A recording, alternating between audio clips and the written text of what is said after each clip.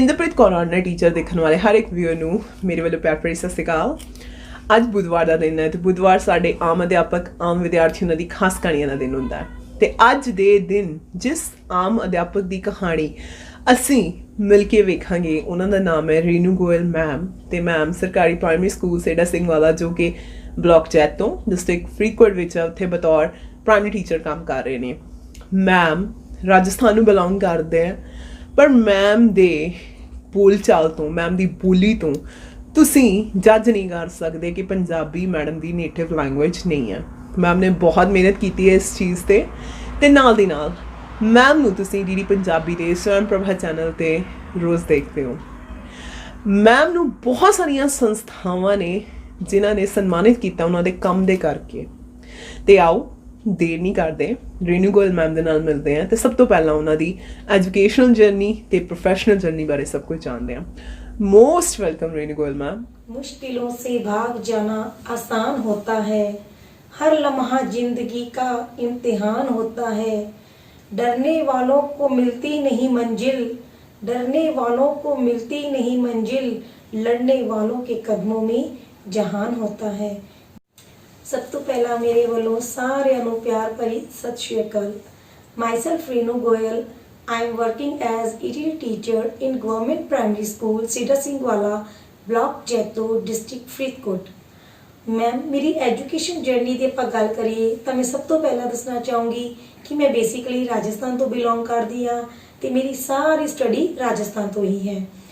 Ma'am ਮੈਂ ਆਪਣੀ +2 ਤੱਕ ਦੀ ਪੜ੍ਹਾਈ SKGV girl senior secondary school Sangaria तो की। इस तो बाद BSc मैं SKGV कॉलेज संगरिया तो की। फर्दर स्टडी ਲਈ मैं अपनी जी MSc है वो DAV कॉलेज गंगानगर तो की ते प्रोफेशनल डिग्री ਲਈ मैं यूनिवर्सिटी ऑफ जम्मू तो की। ਮੈਮ ਜਿੱਦਾਂ ਤੁਸੀਂ ਰਾਜਸਥਾਨ ਨੂੰ ਬਿਲੋਂਗ ਕਰਦੇ ਹੋ ਤੇ ਤੁਸੀਂ ਪੰਜਾਬ ਦੇ ਵਿੱਚ ਆਏ ਹੋ ma'am nobody can judge that you are not a native speaker।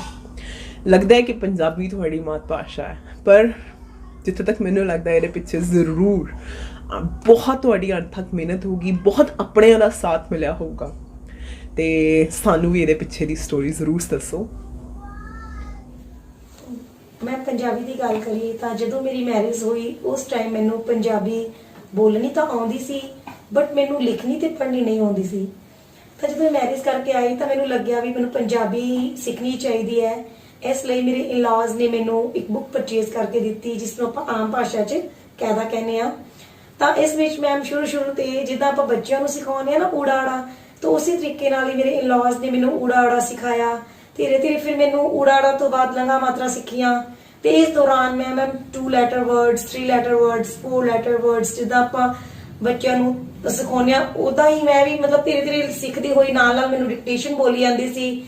ਤਾਂ ਉਹ ਮੈਨੂੰ ਜਿਸ ਟਾਈਮ ਉਹਨਾਂ ਨੂੰ ਟਾਈਮ ਮਿਲਦਾ ਸੀਗਾ ਉਹ ਡਿਕਟੇਟ ਕਰਦੇ ਸੀ ਤੇ ਮੈਂ ਉਸ ਨੂੰ ਕਰਕੇ ਦਿਖਾਉਂਦੀ ਸੀ ਤੇ ਉਹਦੇ ਵਿੱਚ ਜਿਹੜੀ ਮਿਸਟੇਕਸ ਆਉਂਦੀਆਂ ਸੀ ਉਸ ਨੂੰ ਇੰਪਰੂਵ ਕਰਦੇ ਸੀ।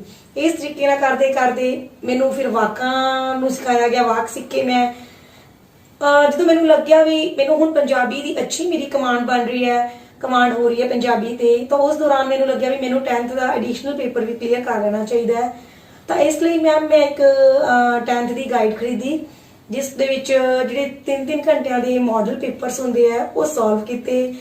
ਤਾਂ ਇਸ ਵਿੱਚ ਮੈਂ ਮੇਰੀ ਇਨ-ਲਾਜ਼ ਦੇ ਵਿੱਚੋਂ ਮੇਰੀ ਸਿਸਟਰ ਇਨ-ਲਾ, ਮੇਰੀ ਮਦਰ ਇਨ-ਲਾ ਜਾਂ ਮੇਰੇ ਫਾਦਰ ਇਨ-ਲਾ ਜਿਸ ਕੋਲ ਵੀ ਟਾਈਮ ਮਿਲਦਾ ਸੀ ਉਸ ਦੌਰਾਨ ਮੈਂ ਉਹਨਾਂ ਕੋਲ ਬੈਠਦੀ ਤੇ ਆਪਦੀ ਪੰਜਾਬੀ ਨੂੰ ਸਿੱਖਦੀ ਸੀਗੀ। ਤਾਂ ਮੈਂ ਸਹੀ ਮਾਇਨੇ 'ਚ ਮੈਂ ਮੇਰੇ ਪੇਰੈਂਟਸ ਦਾ ਤੇ ਮੇਰੇ ਇਨ-ਲਾਜ਼ ਦਾ ਧੰਨਵਾਦ ਕਰਨਾ ਚਾਹੂੰਗੀ ਵੀ ਜਿਨ੍ਹਾਂ ਕਰਕੇ ਮੈਂ ਅੱਜ ਇਸ ਮੁਕਾਮ ਤੇ ਹਾਂ। ਆਓ ਹੁਣ ਅਸੀਂ ਮੈਮ ਦੁਆਰਾ ਗਾਈਡ ਕੀਤੇ ਹੋਏ ਬੱਚਿਆਂ ਨੂੰ ਸੁਣਾਂਗੇ ਕਿ ਮੈਡਮ ਕਿਸ ਤਰ੍ਹਾਂ ਆਪਣੇ ਬੱਚਿਆਂ ਨੂੰ ਗਾਈਡ ਕਰਦੇ ਨੇ। ਔਰ ਮੈਂ ਇੱਥੇ ਇੱਕ ਗੱਲ ਦੱਸਣਾ ਚਾਹਾਂਗੀ ਇਹ ਸੇਮ ਬੱਚੇ ਹੈ, ਇਹ ਸੇਮ ਕਨਵਰਸੇਸ਼ਨ ਹੈ ਜਿਨ੍ਹਾਂ ਨੂੰ ਸਾਡੇ ਨੈਸ਼ਨਲ ਨਿਊਜ਼ ਚੈਨਲ ਨੇ ਵੀ ਕਵਰ ਕੀਤਾ ਸੀ। Student of Government Primary School Seda Singh Wala is presenting a skit which name is Good Touch and Bad Touch. Sonia, a 9-year-old girl, was playing in the backyard of her house. She saw a beautiful butterfly. She tried to catch it but could not and was disappointed. She came to her mother. Why are you sad, Sonia? There was a colorful butterfly in the backyard. I wanted to catch it but it flew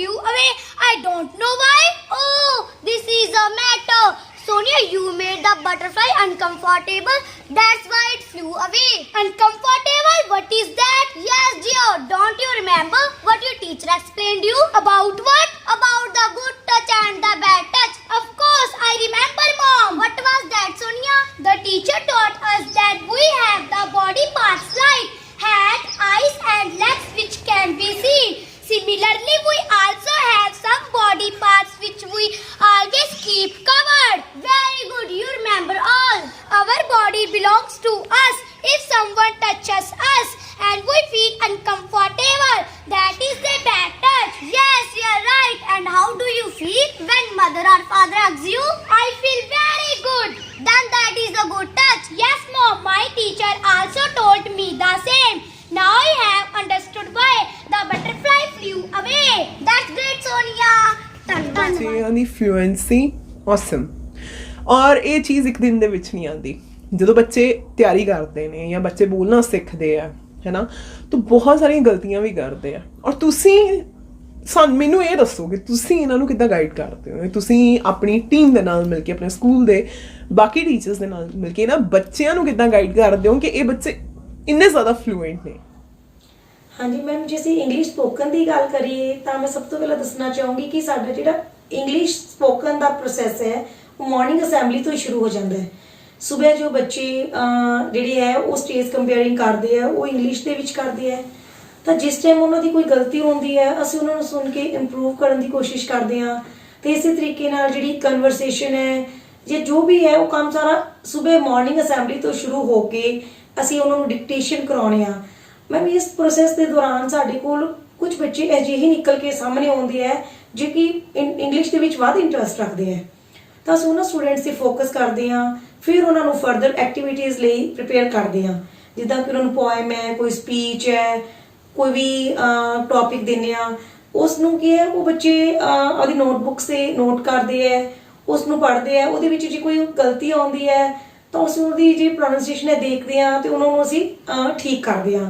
ma'am ਇਸੇ ਤਰੀਕੇ ਨਾਲ ਜਦੋਂ ਬੱਚਾ ਇਸ ਚੀਜ਼ ਨੂੰ learn ਕਰ ਲੈਂਦਾ ਹੈ ਤੇ ਉਹਦੀ ਜੇ ਕੋਈ ਬੋਲਣ 'ਚ ਗਲਤੀ ਆ ਰਹੀ ਹੈ ਤਾਂ ਅਸੀਂ ਉਹਨੂੰ ਆਡੀਓ ਕਲਿੱਪਸ ਰਿਕਾਰਡ ਕਰਕੇ ਦਿੰਦੇ ਹਾਂ, ਜਿਸ ਨਾਲ ਉਹ ਬੱਚਾ ਕੀ ਹੈ ਉਸ ਨੂੰ ਸੁਣਦਾ ਹੈ, ਸੁਣ ਕੇ ਆਪਦੀ ਜਿਹੜੀ ਮਿਸਟੇਕ ਹੈ ਉਹ ਸਹੀ ਕਰਦਾ ਹੈ ਤੇ ਉਸ ਤੋਂ ਬਾਅਦ ਉਹਦੇ ਵਿੱਚ ਪਰਫੈਕਸ਼ਨ ਲਿਆਉਂਦਾ ਹੈ। ਇਸੇ ਤਰੀਕੇ ਨਾਲ ਮੈਮ ਅਸੀਂ ਬੱਚੇ ਤਿਆਰ ਕਰਕੇ ਉਹਨਾਂ ਨੂੰ ਸਪੋਕਨ ਇੰਗਲਿਸ਼ ਲਈ ਤਿਆਰ ਕਰਦੇ ਹਾਂ। ਰੇਨੂ ਮੈਮ, ਤੁਸੀਂ ਇੰਨੇ ਬੱਚਿਆਂ ਨੂੰ ਗਾਈਡ ਕਰਦੇ ਹੋ, ਇੰਨੇ ਬੱਚਿਆਂ ਨੂੰ ਇੰਸਪਾਇਰਡ ਕਰਦੇ ਹੋ, ਤੁਹਾਡੀ ਇੰਸਪੀਰੇਸ਼ਨ ਕੌਣ ਹੈ?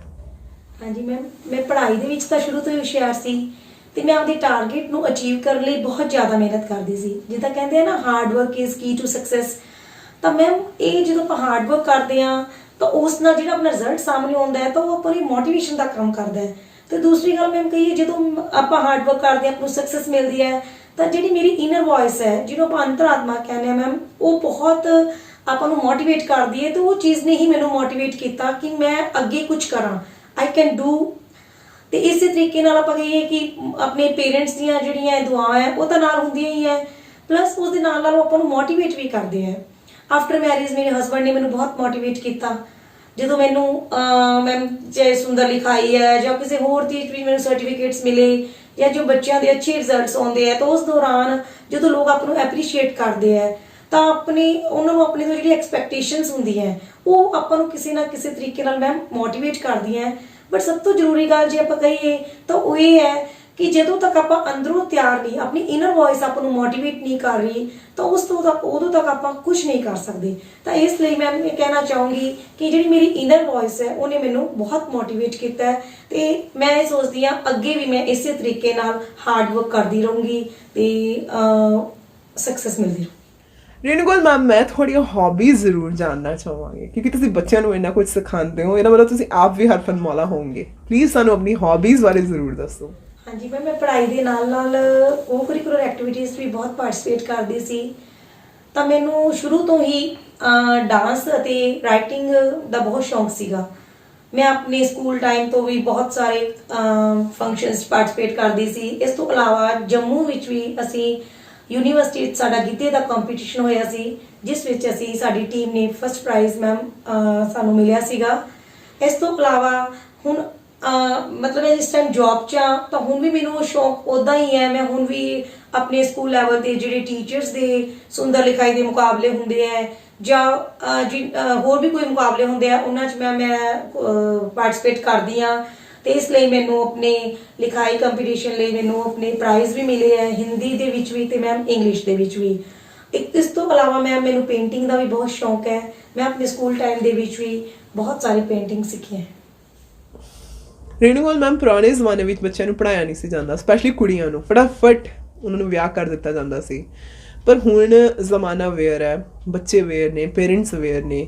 ਮੇਰੇ ਤੇ ਤੁਹਾਡੇ ਸਕੂਲ ਦੇ ਵਿੱਚ ਪੜ੍ਹਦੇ ਜਾਂ ਹੋਰਾਂ ਸਕੂਲਾਂ ਵਿੱਚ ਪੜ੍ਹਦੇ ਜਿਹੜੇ ਛੋਟੇ ਛੋਟੇ ਪਿਆਰੇ ਪਿਆਰੇ ਬੱਚੇ ਨੇ, ਕੁੜੀਆਂ ਨੇ ਸਪੈਸ਼ਲੀ, ਅਗਰ ਤੁਸੀਂ ਉਹਨਾਂ ਨੂੰ ਆਪਣੇ ਵਡਮੁੱਲੇ ਐਕਸਪੀਰੀਅੰਸ ਦੇ ਵਿੱਚੋਂ, ਕਿਉਂਕਿ ਤੁਸੀਂ ਐਕਸਪੀਰੀਅੰਸ ਟੀਚਰ ਹੋ, being an elder sister, being an experience teacher, ਅਗਰ ਤੁਸੀਂ ਆਪਣੇ ਐਕਸਪੀਰੀਅੰਸ ਦੇ ਵਿੱਚੋਂ ਕੁਛ ਉਹਨਾਂ ਨਾਲ ਸ਼ੇਅਰ ਕਰੋ, ਕੁਛ ਉਹਨਾਂ ਨੂੰ ਗਾਈਡੈਂਸ ਦਿਓ, ਤਾਂ ਜੋ ਉਹ ਕਿਸ ਤਰ੍ਹਾਂ ਆਪਣੇ ਪੈਰਾਂ 'ਤੇ ਖੜੇ ਹੋਣ, ਅਗਲੇ ਘਰ ਦੇ ਨਾਲ ਜੁੜਨ, ਕਿੱਦਾਂ ਉਸ ਘਰ ਨੂੰ ਵੀ ਸ਼ਿੰਗਾਰਨ, ਇਹਦੇ ਬਾਰੇ ਜ਼ਰੂਰ ਕੁਛ ਨਾ ਕੁਛ ਗਾਈਡੈਂਸ ਜ਼ਰੂਰ ਦਿਓ। ਹਾਂਜੀ ਮੈਮ, ਮੈਂ ਤੁਹਾਡੀ ਗੱਲ ਨਾਲ ਬਿਲਕੁਲ ਸਹਿਮਤ ਹਾਂ ਵੀ ਇੱਕ ਟਾਈਮ ਅਜਿਹਾ ਸੀ ਜਦੋਂ ਕੁੜੀਆਂ ਦੀ ਪੜ੍ਹਾਈ ਵੱਲ ਬਹੁਤਾ ਧਿਆਨ ਨਹੀਂ ਦਿੱਤਾ ਜਾਂਦਾ ਸੀ, ਤਾਂ ਉਸ ਟਾਈਮ ਕੀ ਸੀ, ਮੁੰਡੇ ਤੇ ਕੁੜੀ ਵਿੱਚ ਇਹ ਸਮਝਿਆ ਜਾਂਦਾ ਸੀ ਵੀ ਕੁੜੀ ਨੇ ਤਾਂ ਕੱਲ ਨੂੰ ਸਹੁਰੇ ਘਰ ਹੀ ਚਲੇ ਜਾਣਾ ਹੈ, ਤਾਂ ਇਹਨੂੰ ਬਾਲਾ ਪੜਾਉਣ ਦੀ ਕੀ ਲੋੜ ਹੈ, ਤਾਂ ਮੁੰਡਿਆਂ ਨੂੰ ਹੀ ਪ੍ਰੈਫਰੈਂਸ ਦਿੱਤੀ ਜਾਂਦੀ ਸੀ ਪੜ੍ਹਾਈ ਲਈ।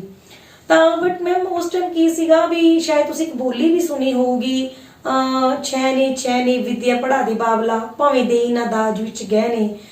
ਤਾਂ ਮੈਮ ਉਦੋਂ ਇੰਨਾ ਮਾਹੌਲ ਖੁੱਲਾ ਨਹੀਂ ਸੀ, ਸ਼ਾਇਦ ਉਸ ਟਾਈਮ ਕੁੜੀਆਂ ਆਪਣੇ ਬਾਬਲ ਨੂੰ ਇਹੀ ਕਹਿਣਾ ਚਾਹੁੰਦੀਆਂ ਸੀ ਕਿ ਵੀ ਸਾਨੂੰ ਵੀ ਪੜ੍ਹਾਈ ਕਰਾਈ ਜਾਵੇ। ਬਟ ਹੁਣ ਮੈਮ ਜ਼ਮਾਨਾ ਬਦਲ ਗਿਆ ਹੈ, ਹੁਣ ਟਾਈਮ ਬਦਲ ਗਿਆ ਹੈ, ਹੁਣ ਪੇਰੈਂਟਸ ਵੀ ਅਵੇਅਰ ਹੈ, ਤਾਂ ਹੁਣ ਉਹ ਜਿਹੜਾ ਟਾਈਮ ਸੀਗਾ, ਹੁਣ ਮੁੰਡੇ ਤੇ ਕੁੜੀਆਂ ਨੂੰ ਦੋਨਾਂ ਨੂੰ ਬਰਾਬਰ ਇੰਪੋਰਟੈਂਸ ਦਿੱਤੀ ਜਾਂਦੀ ਹੈ, ਦੋਨਾਂ ਨੂੰ ਬਰਾਬਰ ਪੜ੍ਹਾਈ ਕਰਾਈ ਜਾਂਦੀ ਹੈ, ਜਿਸ ਨਾਲ ਕੀ ਹੈ ਹੁਣ ਇਹ ਸੋਚ ਬਦਲ ਗਈ ਹੈ ਕਿ ਕੁੜੀਆਂ ਨੇ ਸਹੁਰੇ ਘਰ ਚਲੇ ਜਾਣਾ ਹੈ ਤਾਂ ਉਹਨਾਂ ਨੂੰ ਪੜ੍ਹਾਈ ਦੀ ਲੋੜ ਨਹੀਂ, ਉਹਨਾਂ ਨੂੰ ਪੜ੍ਹਾਈ ਦੀ ਬਹੁਤ ਲੋੜ ਹੈ। ਕਿਉਂ ਲੋੜ ਹੈ ma'am?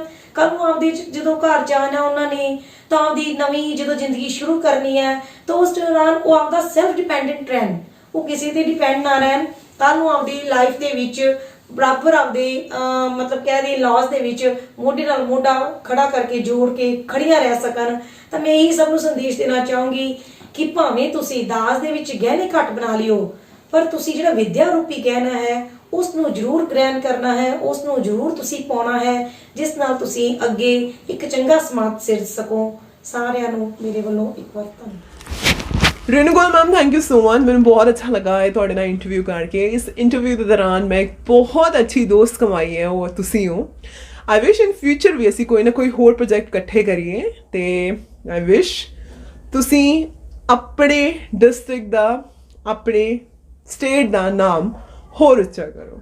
Thank you so much. काम करो ऐसे कि पहचान बन जाए, काम करो ऐसे कि पहचान बन जाए, चलो तो ऐसे कि निशान बन जाए।